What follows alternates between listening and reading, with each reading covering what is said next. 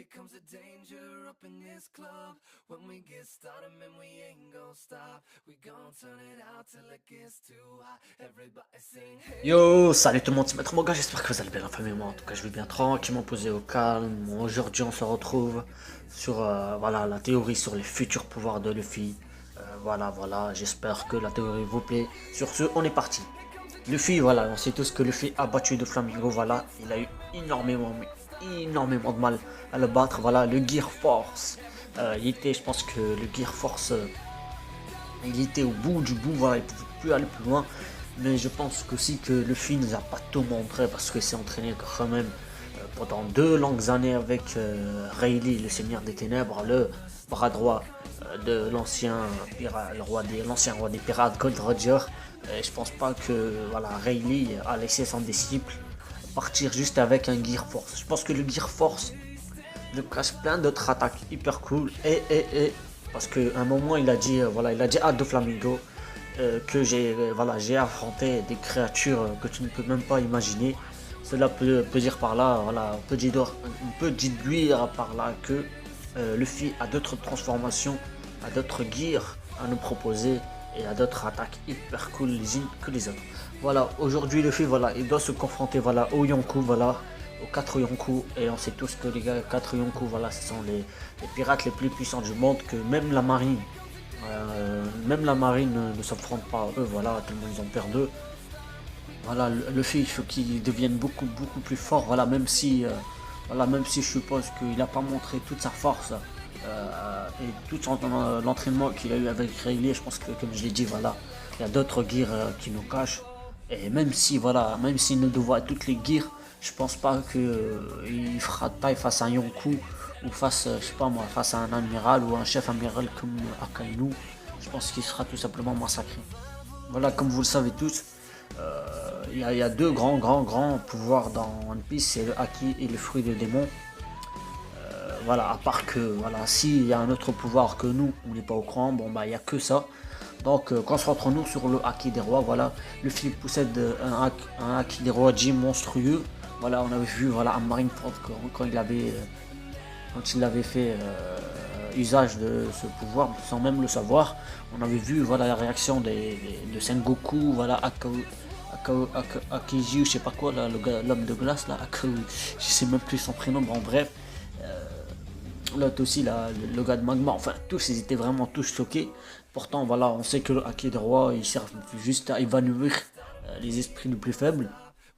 Et je pense pas que un Yonkou comme je sais pas moi, comme Big Mom a peur d'un tel pouvoir, ou peut-être le Haki des rois recèle bien d'autres possibilités et de puissance que Ushiro Oda nous a pas montré.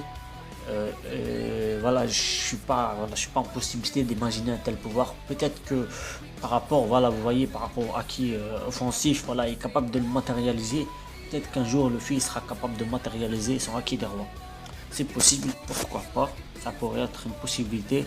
Voilà, on va dire l'éveil du Haki des rois et sa matérialisation, ça peut être extrêmement intéressant.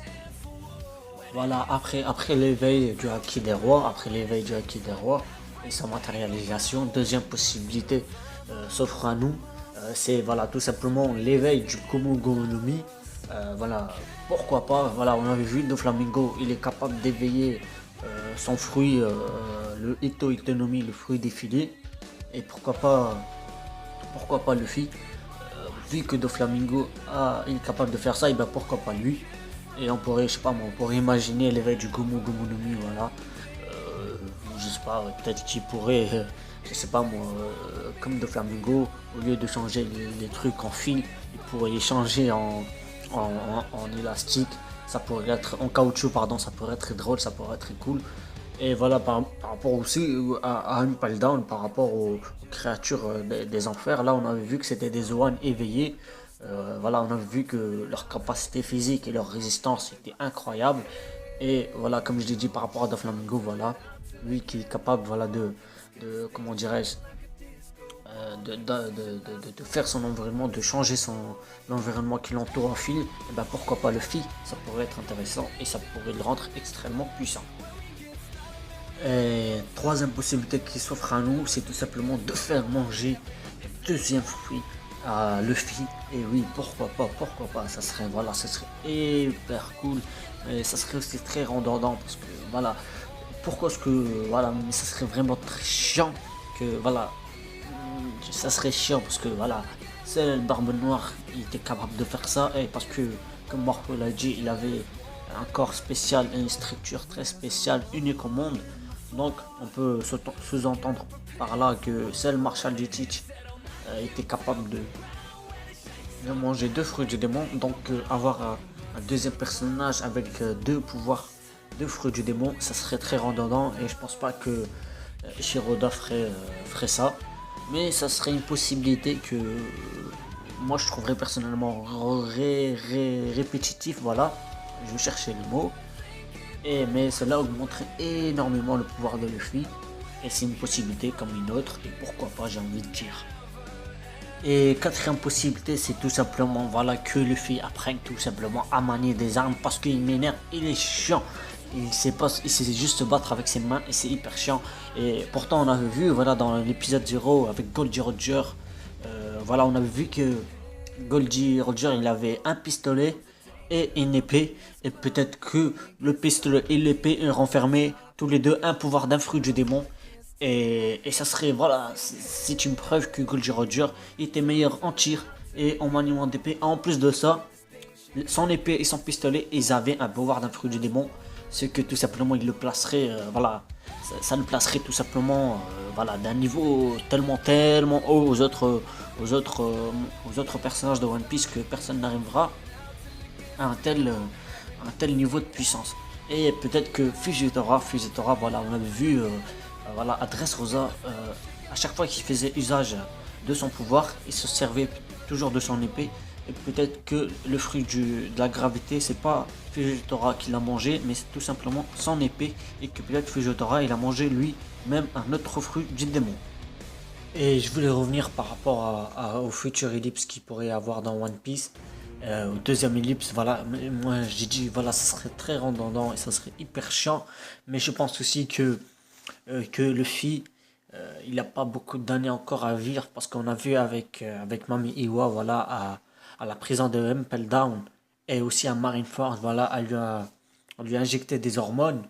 Et voilà, elle nous a expliqué voilà, à Impel Down que cela pourrait voilà, lui prendre quelques années, au moins 10 à 20 ans de sa vie. Et elle lui a fait donc deux fois, donc tu peux au moins voilà, enlever pas mal d'années. Et en plus, le machin là, le Gear Force, à chaque fois, il épuise dans la vie du chapeau de paille. À chaque fois, voilà, ça on lui enlève de la vie.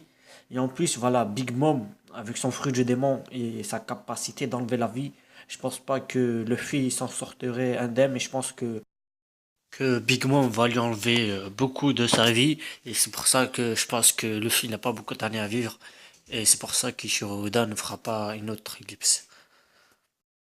Et voilà les amis, c'est fini. J'espère que les quatre hypothèses sur le futur pouvoir de Luffy vous ont plu. Sur ce, la famille, je vous dis, prenez soin de vous, de votre famille, c'est le plus important. Abonnez-vous, likez si les vidéos vous plaît. Et abonnez-vous aussi à la chaîne de Megiwara Brothers, parce que c'est un vrai frérot, parce que c'est un vrai poteau, vraiment. Abonnez-vous à sa chaîne YouTube. Parce que vraiment, franchement, c'est le mec le plus gentil de YouTube. Voilà, j'ai envoyé déjà ma vidéo dans à plusieurs YouTubeurs et personne m'a répondu. Mais lui, vraiment, il m'a répondu, il m'a fait de la pub, c'est un vrai frérot. Abonnez-vous à sa chaîne YouTube. Et aussi à toute sa team, voilà, le CP5. Et voilà, franchement, c'est de vrais frérots. Sur ce, la famille, je vous dis, prenez soin de vous. Peace les potos, salut.